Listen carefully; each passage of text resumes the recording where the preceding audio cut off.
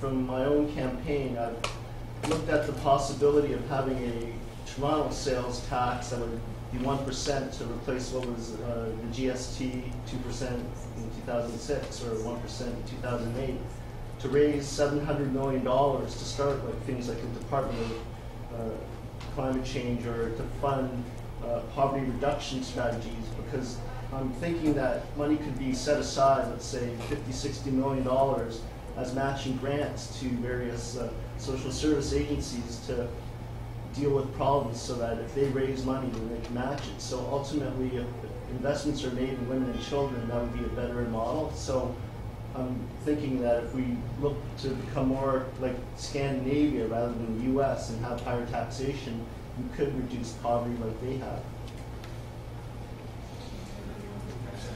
Well, I can tell you clearly from a online fundraising perspective, United Way does a lot of that already. And in fact, we have diversified our funding and donor base over the years. We have a very active corporate and community engagement where we have increasingly our donors actually interested not only in donating money, but donating their time and expertise in kind. So we have been tapping into that potential. Definitely there's a lot that could be done in the area of social enterprise and other pieces, but from a taxation perspective, I don't know if that's one alternative to consider.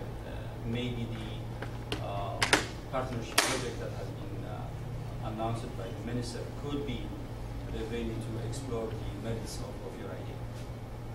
And I think just following up on that a little bit, I think one of the challenges too in terms of looking at, I think most agencies as shown in the survey are looking at diversifying their funding sources and looking at what they're doing, but I think the reality is also that many of our agencies are small agencies, small organizations, or largely volunteer run. So the challenge, again, with increased demand for services and already having some of that burnout, that the added job of now trying to look at other funding sources, looking at ways of funding is a challenge.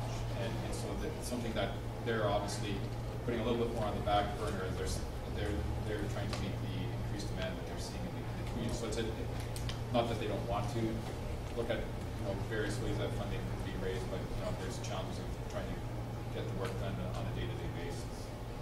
I think in general there's a recognition from the Social Planning Network and the work that we've been doing is that the tax base is an appropriate place to be supporting community infrastructure and social supports.